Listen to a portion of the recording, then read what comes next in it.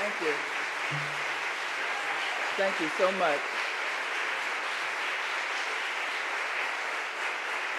It is my delight to be here, and I thank you for your very, very warm invitation. My delight to be here, and I thank you for your very, very warm invitation and certainly the introduction and my time here. And I see the gentleman, he's working so hard, but if it doesn't work out, that is fine with the PowerPoint. But I am to be here, delighted to be in the Lancaster area, and I've had a wonderful day and a half that I was here. I think Dr. Rose and I both agree that we will be back, if only to go to Finn's restaurant. That was the best bouillabaisse I've ever had in my whole life. Wonderful, and certainly meeting Dr. Carol Lynch, and for the very generous ways in which Lancaster has hosted certainly myself, along with Dr. Lisa Rose. And I certainly want to thank Dr. Lisa Rose for this invitation as well at first, and certainly my 2 years at Spelman College. From 03 to 05, I believe, is my time that Lisa and I got to be very good friends. And as often as she invites me, she is the dean of the chapel.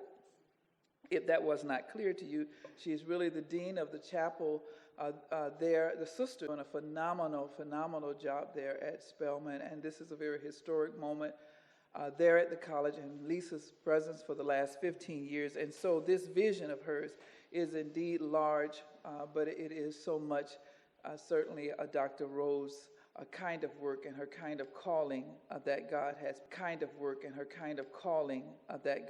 placed on her life. And so for her to invite me and then to say that we're working in collaboration with Lancaster, I was happy to be here, and I certainly see some friends and colleagues. I want to acknowledge Dr. Stephanie and how much she means to me as well.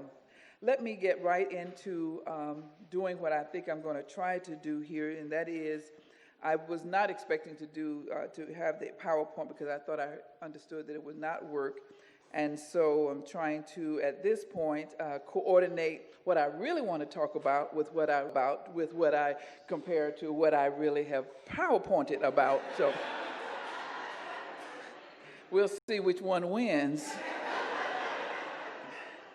But I am interested in this larger conversation about women in church leadership, women in ministry, women in church leadership, women in ministry, women of color in leadership, and this time in history. In some ways, when you have been in ministry now over 30 years, you sometimes forget that there are people who still are wrangling and fighting over women in ministry, and obviously in this election year, women in leadership, period, and women at the top level of leadership in the country. And every now and then I have to be reminded. You go on and live your life, and then you are every now and then certain emails or tweets or comments are made to you that you are reminded, oh yeah, people are still fighting about that, aren't they? Even though you have gone on to live your life. And I have the distinct pleasure at this point. I am at a small African American Baptist college. It's called American Baptist College, but it's actually a National Baptist. It's affiliated with the Black Baptist denomination, and certainly when I went there about almost 5 years, the interim dean, and ended up, because the president is a very good friend of mine and also lives next door to me and also is my daughter's godfather. So when he asked me to come over and be the interim dean, and interim dean ends up being a little longer than interim dean, but certainly going back into a predominantly, a Black Baptist college, and I was reminded about women and the feelings about women and Scripture, and so this whole discussion is one that every now and then I am yanked back in to. Certainly, I often say to folks, once you get to a certain age, even if people disagree with you, they don't disagree like they used to disagree. And even if people fundamentally think that your position is wrong, you don't hear at 62 what a person will say to someone who's 22. And that's one of the nice things about graying and eating like you want to eat. It's just you got enough girth now that they just don't roll up on you any kind of way. I am aware, however, that there are the young women kind of way. I am aware, however, that there are the young women in the room who have not yet reached over here, and so we do still have the responsibility of sharing some insights. And it is, I am a student of history. My own area is biblical studies. But I am a student of history. My own area is biblical studies. But I am a student of history, and I will always be fascinated with where we are in history and this particular period. And I think that even as a biblical scholar, my own interest was in fact history. Know it at the time. I thought that I disliked history, but certainly I discovered that many of the answers are in history.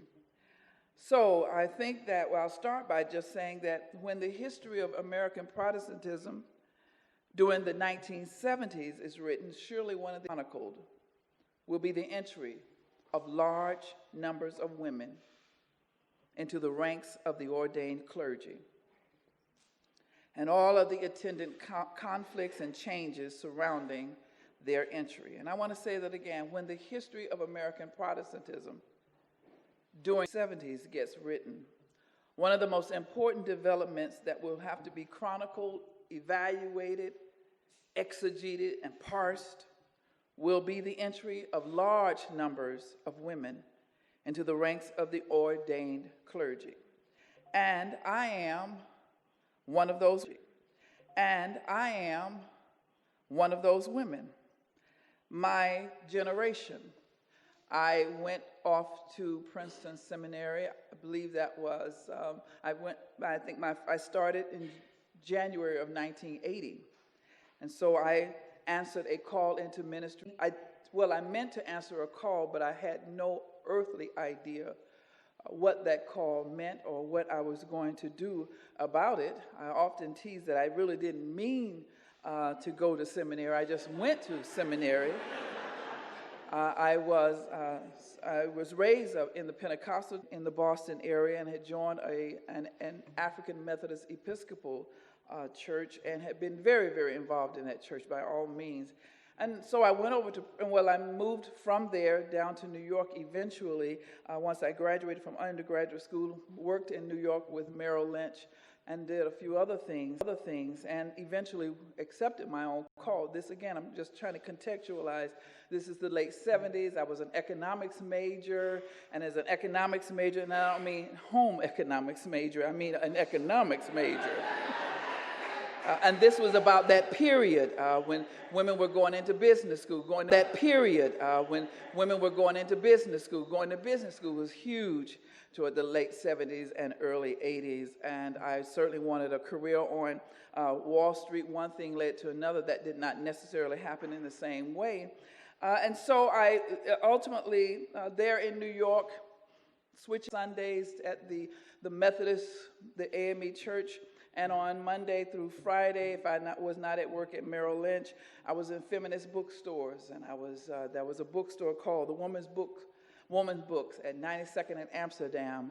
And there, 92nd and Amsterdam, I was always at the woman. And there, 92nd and Amsterdam, I was always at the woman's bookstore, checking out books that I had not read as an undergraduate, that I was an economics major. I was not interested in women's literature. But it was when I got out of college and started working on Wall Street that I realized that I really wanted to be a writer.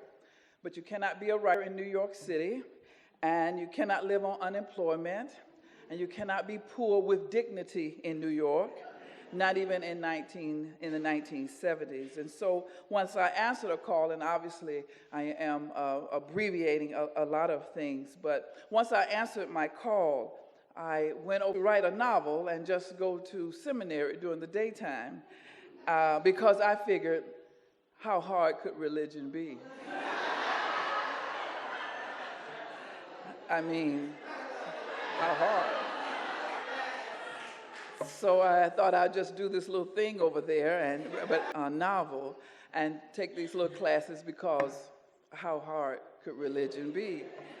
And once I was there, and I discovered how hard religion could be.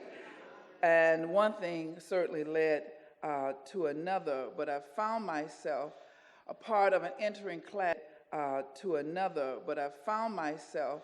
a part of an entering class of women across the country. This is not just at Princeton, but there are those of us who are now toward the end of our careers who were entering ministry in the late 70s and early 80s, say throughout the 80s in fact.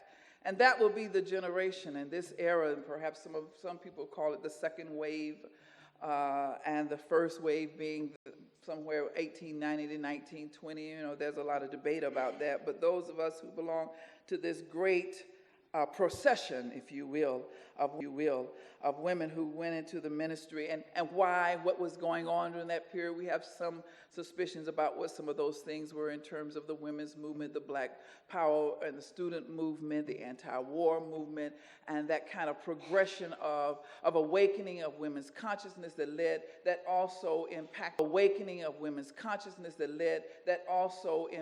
into the church as well, and women moving into leadership. Obviously, I am just compressing a lot of things here, but talking about coming into consciousness and an understanding of God and oneself and one's identity and one's religion, one's vocation, right about that particular period in American Protestant history. And to know, and as I situate it, when you are looking at, when you have more days behind you than you do now in front of you, you began to situate your own self and yes, we are unique, and yes, you are individual, but you're also a part of a historical moment. And that there are, in addition to the voice of God and God calling you, but it's also some other kinds of historical moments and things that are going on that also make it possible for you to say yes a little bit easier than it was for a woman of another generation. That we are not the first generation. I think it's Alice Walker who says in one of her books, we acknowledge our ancestors so that we might remember that we are not the first to cry, to suffer, to die, to fight. But the grace and the courage with which we do those things are in some measure. Remember that context, that there were women who were called into the ministry many decades, many centuries before I was, many black women. But such a time as this, for me, in the early 1980s. And so I went off to seminary 60s, late 50s, and early to late 60s even. And we were a part of that great procession of women into ministry. We did not go, no one goes into ministry as a woman, particularly in that particular time, thinking that you're going to become ultimately a seminary president, or one day the bishop of your denomination, or the pastor of a mega church. You just want to say yes to God. That's all. You don't even know how to imagine. Certainly not in the 80s, but you had no idea of imagine. Certainly not in the 80s, but you had no idea of imagining. Now, I certainly was African Methodist Episcopal. I'm a black woman.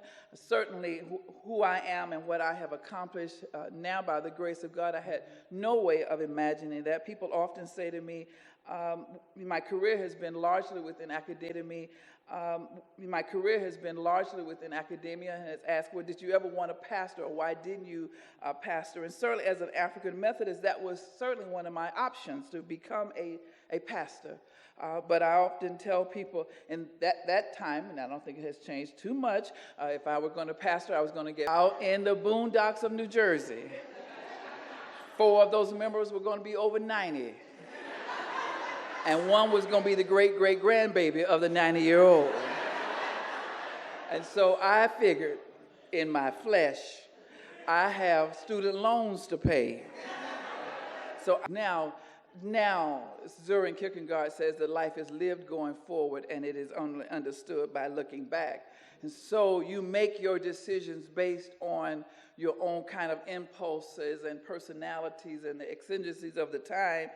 But it is only when you look back that you see that perhaps the hand of God was all the while moving and operating.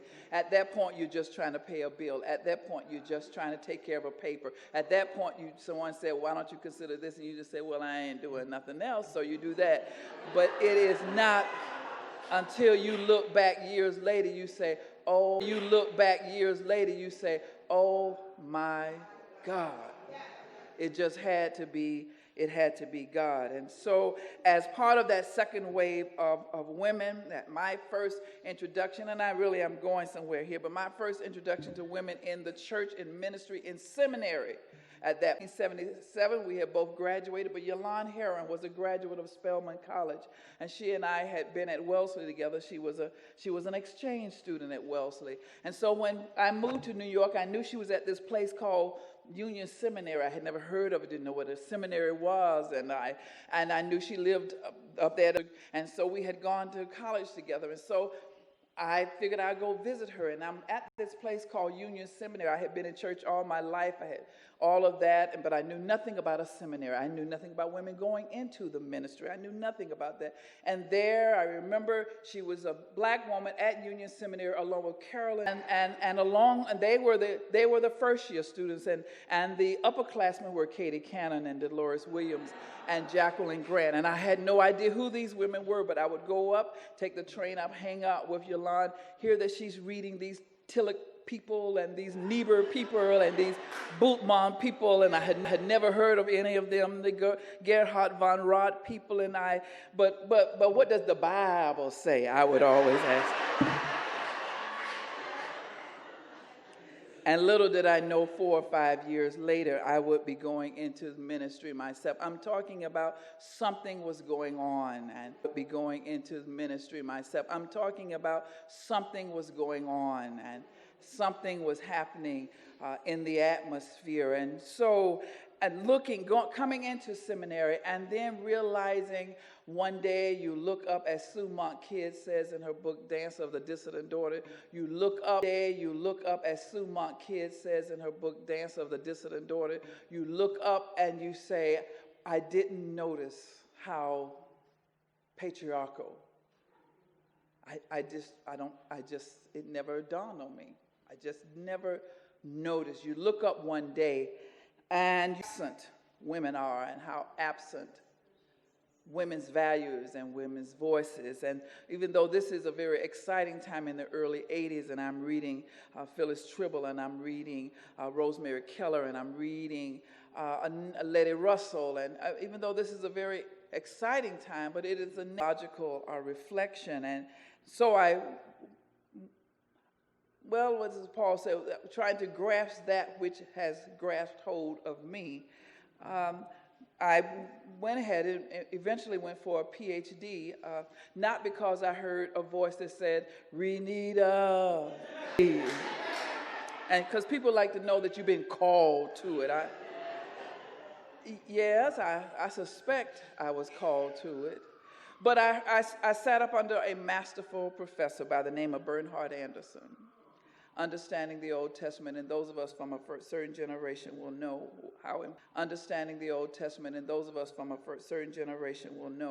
how important he was in that particular era, and so I wanted to be a biblical theologian. But something happened on the way to becoming a biblical theologian, and Bernhard Anderson retired right about the time, and those of you who know what it is, the professor, the one who called you into this profession. How does Paul say, follow me as I follow Christ? Well, I followed him as he was following Christ. And so I came into a PhD program just the year that he was leaving, and he was leaving at a time when they were glad that he was leaving. And so the Religion Geschichte group, who were at Princeton from Harvard, who wanted to get rid of the biblical theologians and all of that confessional talk. And here I am, a relic from his era, trying to get a piece. Somebody knows what the politics that I am trying to allude to there. And so here I am, and I am being taught by those who are ancient Near Eastern historians, who are glad to be rid of the biblical theology movement and I'm reading about goddesses, I'm reading about history of religion, I'm reading about Mesopotamia. I mean, you would have to do that even with a biblical theology degree or a biblical theology focus, but certainly at that point, do away with that theological, confessional sounding kind of stuff, and now we must get at the more weightier matters, being ancient Near Eastern fertility cults and ancient Near Eastern history and Ugaritic and Aramaic and all of those kinds of things. And there I was, a student who had no real facility with those kinds of texts and those kinds of writings. And it is amazing. This is what I want to talk to you about. That what I could not hear in 1984, 85, I could hear about 1995. And what I studied at Princeton and my PhD program in ancient Near Eastern religion and ancient Near Eastern history and ancient Near Eastern philology, and I resisted. But one day, once I had received a PhD, and again, I'm collapsing a lot here, I picked up a book called The Myths of Avalon by Marion Zimmer Bradley. And then a few years later, I picked up a book called The Red Tent by Renita J. And everything that I could not understand about goddesses, about women's ways of knowing, that I could not, because of the politics of getting a PhD and perhaps even the vestiges of my being a Pentecostal and from a very conservative tradition, although I was quite prepared in the 90s to renounce or at least to experiment with feminine language and more inclusive language about the deity, or certainly about humankind, and to get away from male language about God. But I really still had not quite caught it about women's need for the feminine. I mean, I was in the AME church, and I was a part of all of the women's auxiliaries and all of the women's guilds and presidents of some of them, and certainly Justice Sister Way, and all of that meant. But I still couldn't wrap my mind around, still had just kind of rebuffed it, in fact, because I saw it as something that was being forced on me by a faculty that really hated the tradition that I was coming out of. And so I was not really interested in history of religion per se, but But one day I read The Myths of Avalon. And you should read The Myths of Avalon. Because sometimes books, sometimes novels, sometimes fiction, sometimes videos can do what a sermon can do, what a lecture, a well-written, tight, concise lecture, heady, intellectual lecture cannot do. Sometimes a good novel can make you see what a scholarly text could not make you see. Perhaps it is, as the Buddhist proverb says, when the student is ready, the teacher will come. And so in the 1990s and early 2000s, this student was ready to read about Jeremiah 44 and Jeremiah 7 and baking cakes to the Queen of Heaven. And the women saying to Jeremiah, we will bake cakes to the Queen of Heaven and bake cakes to the Queen of Heaven.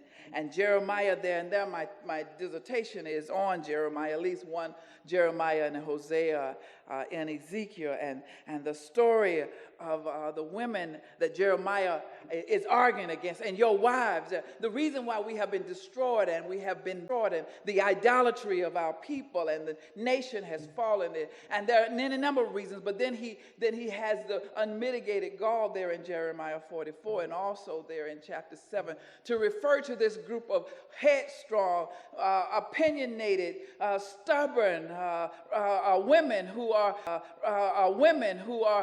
and he says, and you men, you know your wives were doing wrong. You know your wives were doing wrong. You know your wives were doing wrong.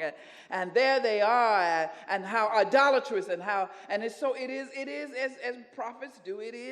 He's inveighing against idolatry as prophets are supposed to do, and against idolatry as prophets are supposed to do, and calling them back as because he's a Deuteronomistic prophet, and so he's calling them back to central worship there in Jerusalem, and to monotheism, and to the worship of the one God. Hear, O Israel, your Lord your God is one, and you shall love the Lord your God with all thy heart. And so he's calling, and these headstrong, stubborn, opinionated, altar theologians come up and say, listen, all of this happened, this destruction and this violence and our being exported from our land, all of this happened when we ceased being exported from our land. All of this happened when we ceased baking cakes to the Queen of Heaven. Now I'm saying, now listen, I don't know why I never paid attention to that, but it's a story of women deciding to take things in their own hands, redefining, rethinking theology, creating their own rituals, becomes a story of idolatry and paganism and women leading men astray according to the meta narrative, the dominant narrative. But here these women, by the devastation of war, looting, and the destruction of Jerusalem and their homes by the Babylonians, they decide to take theology back and say, listen, as long as we were worshiping the Queen of Heaven, as long as we acknowledge of the Godhead is not just male, as long as we acknowledge at least a balance of male and femaleness, as long as we acknowledge the feminine side of God or the femininity of God, or we can argue about all that the one God had about female side and male side. I'll meet you in class to talk about all that. I'm on a roll right now. Let's just say. But the point is that this notion that here was this recalcitrant group of women who drew a connection between their suffering and their theology, that drew a connection between that something sacred has been destroyed, and that is the belief, the cherishing of something been destroyed, and that is the belief, the cherishing of something feminine. And they said, listen, we are going to bake cakes to the Queen of Heaven. The Mists of Avalon and Red Tent helped me to recognize in a way that everything that I had read in ancient Near Eastern texts and scholarship, that it makes sense that when a woman is in childbirth and lingering and hopes,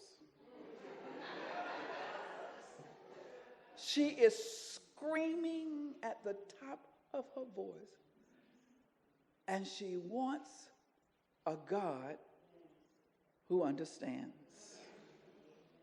a God who identifies, God who identifies, a God who does not see the blood and the smelliness of the birthing room as objectionable and impure and nasty, but a God who understands the bloody and the messiness, a ting. It makes sense to pray to a female God, to have a God for war and have a God for childbirth, to have a God for farming and a God for dinner. But polytheism itself began to make sense to me. I am a Christian, and I've been raised on monotheistic texts, and I am monotheistic to my heart, but polytheism began to make sense. That it was not automatically wrong, and a different culture's way of understanding and imaging and talking about God began to make sense. In the midst of Avalon, that everything that is associated in the midst of Avalon, that everything that is associated with women is pagan and witches. Women's rituals and women's ways of worshiping God have always been demonized as witchcraft. Women's power, witchcraft. Women's power, witchcraft. Women's special knowing, witchcraft. And so, the midst of Avalon, just to give you an idea how my mind has changed and how I have even grown as a scholar, and what I could not see as a graduate student, I was able to see later on in my life as a faculty member, once it became now my task to mentor, to answer questions about a woman's journey, about women's leadership in language and the culture and the text, and resuscitating text and reforming text and rethinking scripture and questioning and dialoguing with tradition and trying to parse out the difference between tradition and the truth and God and culture and all of those. The student is ready. The teacher will come. We say that our God is neither male nor female, but we don't really mean that. We proceed to speak as though God is male. What we mean when we say that God is neither male nor female is that God is definitely not female. For most religion, God is a man. Not just male, but a man. Not just a spirit, but a gendered spirit. Of God is to speak of God being both male and female, rigor and compassion, justice and love. As my former colleague, late colleague rather, Tikva Fremakinski in her book, In the Wake of the Goddess, she traces the shift of ancient Near Eastern, included the worship of gods and goddesses, to monotheism, with its exclusive devotion to the one male God. And so biblical religion, we are the heirs of this tradition, and now we are in ministry. And what are we to do as women who stand to preach from texts that were written, without us in mind? Well, we were not the dominant audience, when we were in fact supposed to be silent and covered and married and invisible. What does it mean to be a slave? What does it mean? Am I working against my own best interests? Why don't we just completely do away with these texts? Why are we even bothering with texts as women, as black women, who have been left out? The biblical religion has left out two important aspects of human experience. gender, and sex. God is gendered, but God is not sexual. God is gendered, but God is not sexual, says Tickfor Firmer. God is male, but God does not have sex. God is male, but God does not have sex. God is not a sexual creature. And so we don't know what to do, she says, with sex. She says, with sex. Because God only goes so far. And so we are left to, what am I supposed to do with all these feelings? Isn't that the question that people ask you in Bible study? So you mean to tell me they don't really want you to, what you think? We're not, I don't know, girl. I don't know. I'm just as confused as you are.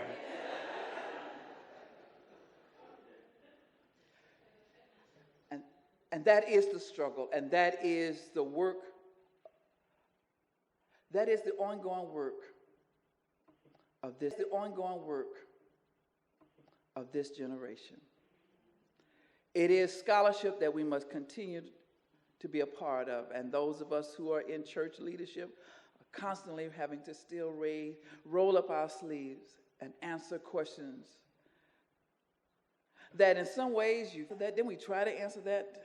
Are we still right there? Yes, we are. We are still right there around issues of gender, around race, around class, around power, because those things still plague us because we are human. And it is indeed the ongoing work. It is the ongoing digging up of work. And so as I try to find a way to help us kind of close, if there should be some questions, I will say that years from now, historians will be tripping over themselves to explain what in America changed so radically toward the end of the 20th century.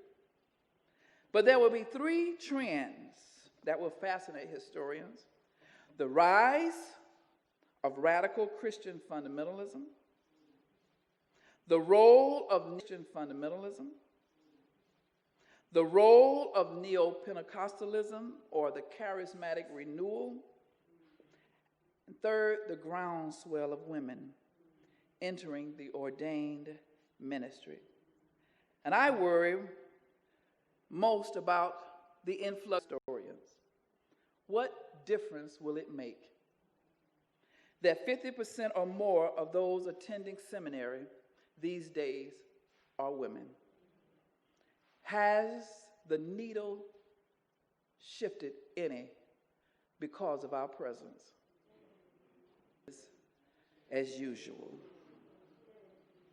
What does it profit us to gain access to pulpit if theology hasn't changed, exegesis hasn't changed, the preaching hasn't changed, the power hasn't changed,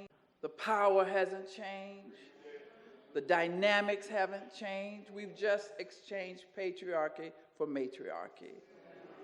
What will it profit us that 50% and more of those attending seminary are women if the needle make good use of this period? Did we open the doors? Did we open the doors to others as well? Or was it just us women and no more? Just women who look like us, of our same race, of our same class. What does it matter? Class. What does it matter? If the church is still as hierarchical, if the church is still as blinded by its own kinds of preoccupations, if we are as silent today, if we are up in the pool about violence, we say nothing about sex trafficking, what does it profit us to be women in the pulpit? We might as well just let the men keep preaching. If we don't even bring up violence and sex trafficking, and we don't say anything that opens the door for others and people who out and shut up, what is the point? Then we don't mean God called women. You mean God called you, but not women. My colleague, and I strongly ask you to read his article, my colleague Willie Jennings wrote an article called Race and Ethnicity in Theological Education. It's a biting piece that appeared in the Duke University, Duke Divinity School's collection.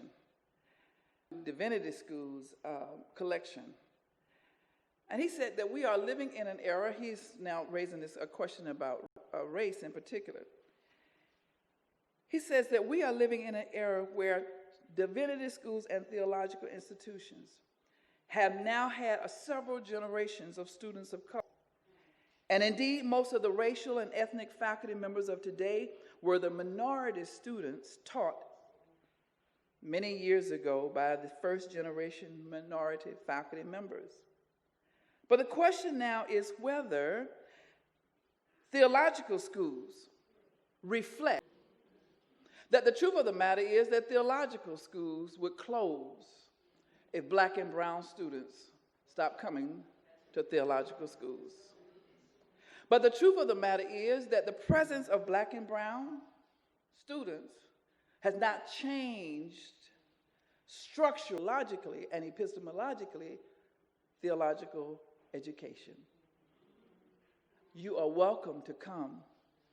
Now sit down, and we will teach you what we have been teaching for centuries. We're not shifting anything, adding anything. Add black and stir.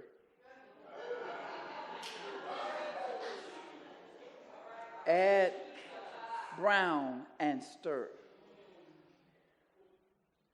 He says the truth of the matter is they want to remain as Europe, have no intention of shifting, rethinking, reflecting, looking at the curriculum, reimagining their curriculum in light of the students they now have, not the ones they used to have, but the ones they now have. As we say at my school, are we preparing students for our past, or their future? Our past or their future? And has our curriculum changed? And so, I wonder what history will say about us preaching women and us preaching men who lived during the end of the 20th and the beginning of the 21st century. Who knows why we have come to the kingdom at such a time as this?